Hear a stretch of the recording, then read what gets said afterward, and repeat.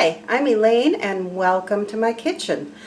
Well, this is apple season and the apples are just in abundance right now. There's fresh apples all through the markets, anywhere you look. So I thought that this would be a good time to show you how to make my old-fashioned apple crisp. Now I do this the same way that my mother had taught me how to do this years ago, and there's a lot of recipes out here for this, but this is just the way I like to do it. So I'm going to turn you down here and we will get started. Okay, so in this bowl what I have is 8 medium-sized Honeycrisp apples that I have peeled and cored and sliced, and just about that thick. Okay, not really uniform, it's just, they don't have to be perfect. Okay, so to my apples, I am going to add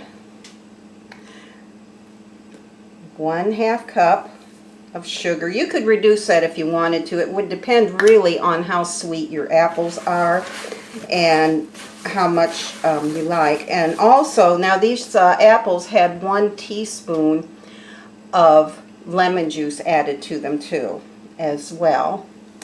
So, okay, and we are going to add a dash of salt. Let me go grab my salt shaker.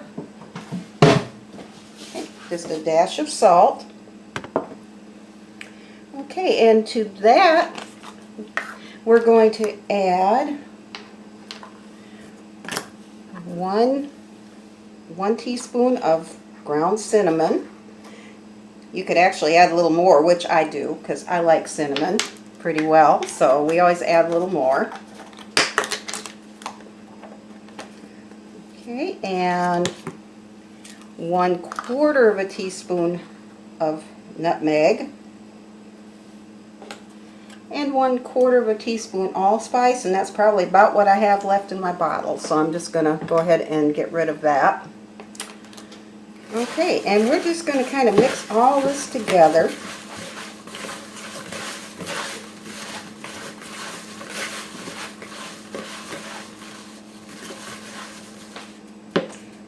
Okay, and I have my oven preheating to 375 degrees.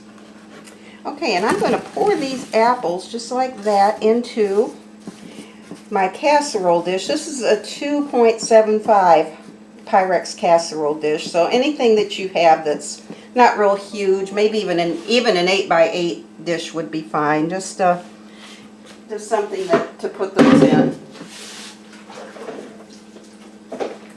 that they'll bake evenly. Alright. Okay, now I'm going to set that aside just for a minute.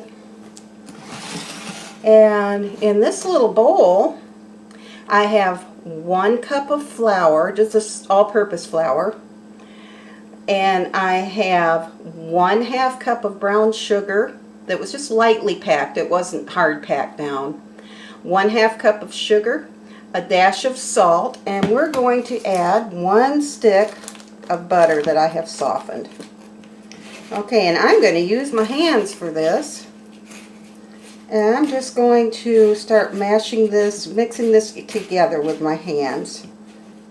I like to use my hands really because I can tell whether I have it, whether my crumb topping is going to be too dry or too wet. I can get a good feel of that with my hands, but better than I can using a fork or a pastry cutter. But if you'd rather do it that way, that's fine. I just want to make sure that we're not too wet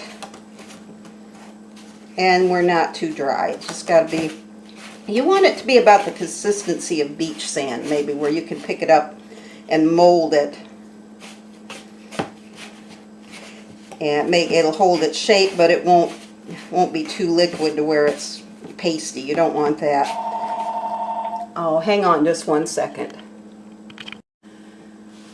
Okay, sorry about that. Phone does ring, unfortunately, sometimes, but I can call them back. Not a big deal. Okay, now this is a little more wet than I like, so I'm going to go ahead and add some more flour to this. I always keep a little extra flour just in case, but We're going to add some more flour to that because I don't hardly like it that wet.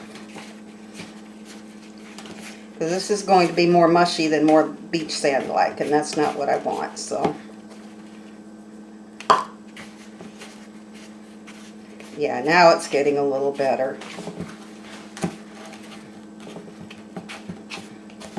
Uh-oh, threw that right out. An escape artist here.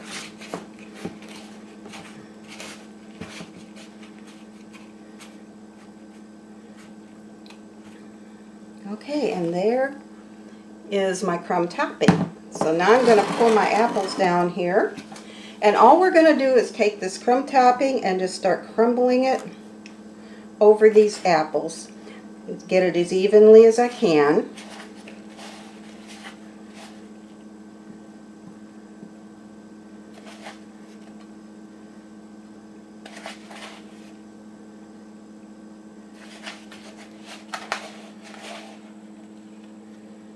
And this casserole dish I have has been sprayed with cooking spray because we don't want this to stick. I had forgotten to mention that earlier. And while I have you all here, I do want to thank all of you who have subscribed to my channel. And I really appreciate that. I appreciate all of my viewers that enjoy my videos and that watch my videos. And I try to do more things than just cook. I try to do some how-to videos, and sometimes just the places we traveled, or if my pets are doing something silly, I like to record them and just show them. But I do want to just let you know how much I appreciate you all, and thank you so much for watching my videos and for subscribing to my channel. Okay, let me put that in the trash. So there is our apple crisp. So I'm going to bake this for, let's see here, I'm going to bake this for about 30 to 40 minutes. I'm just going to check on it, and I'm going to check on it in about 30 minutes. We want it to be browned, and you want the apples to be done, and you want them to be bubbly. So I'm going to check that in about 30 minutes, and we'll see how we're doing. So I will be back with you shortly. Okay, my apple crisp is done, and let me show you what it looks like. So it came out really pretty. There's what it looks like in the pan. And let me just grab a spoon, and I'm going to spoon some of this out. It's still pretty warm, but there it is. And there is what it looks like. I'm going to get some of that juice. Make sure I get some of that juice to put over it because that's good. Okay. And there's what it looks like in the bowl. And let me just turn you up this way. Okay. Now, my husband will definitely want that warmed up when he gets here with some vanilla ice cream. I'm going to forgo the ice cream myself because it tends to upset my stomach a little bit, but anyway, we're going to try this. See how it is.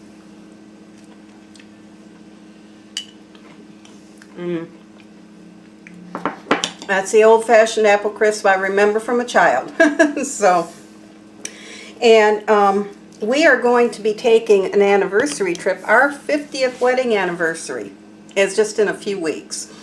And so we're going to be taking an anniversary trip up towards the mountain areas a little bit. And it's going to be another camping trip.